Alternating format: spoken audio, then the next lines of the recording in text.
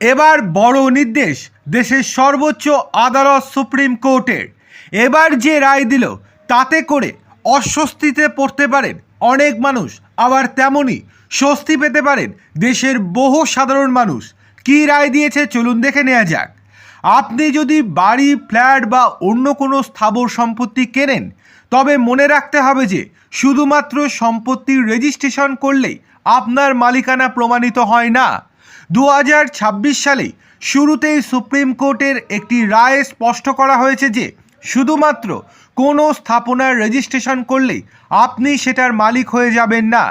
মালিকানা প্রতিষ্ঠার জন্য রেজিস্ট্রেশন এবং মিউটেশন উভয়ই অত্যন্ত গুরুত্বপূর্ণ, কারণ মিউটেশনের পরেই রাজস্ব বিভাগের সম্পত্তির মালিক হিসেবে আপনার নাম আনুষ্ঠানিকভাবে নথিভুক্ত হয়।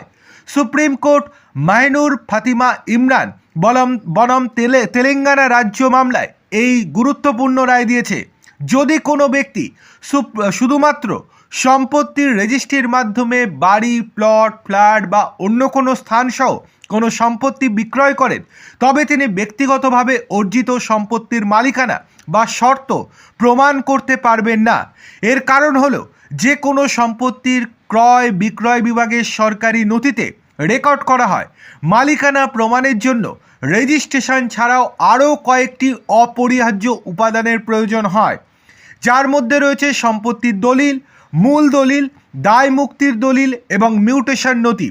যে কোনো সম্পত্তির মালিকানা প্রমাণের জন্য শুধুমাত্র রেজিস্ট্রেশন লাইসেন্সই যথেষ্ট নয়, এর জন্য আরও বেশ কিছু গুরুত্বপূর্ণ নথির প্রয়োজন। তার মধ্যে সবচেয়ে গুরুত্বপূর্ণ হলো মূল দলিল বা মাদার ডিড।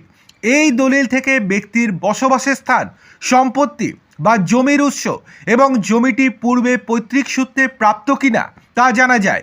এই নথিটি সম্পত্তির সম্পূর্ণ ইতিহাস প্রকাশ করে। মূল দলিল ছাড়াও আরেকটি গুরুত্বপূর্ণ নথি হলো দায় মুক্তির দলিল। যে সম্পত্তিটি কেনা হচ্ছে তা কোনো পূর্ববর্তী ঋণ, দায় বা বিচারাধীন মামলার অধীনে রয়েছে কিনা সেই নথিটি যাচাই করতে সাহায্য করে। সবচেয়ে গুরুত্বপূর্ণ নথি হলো মিউটেশন বা নামজারি দলিল।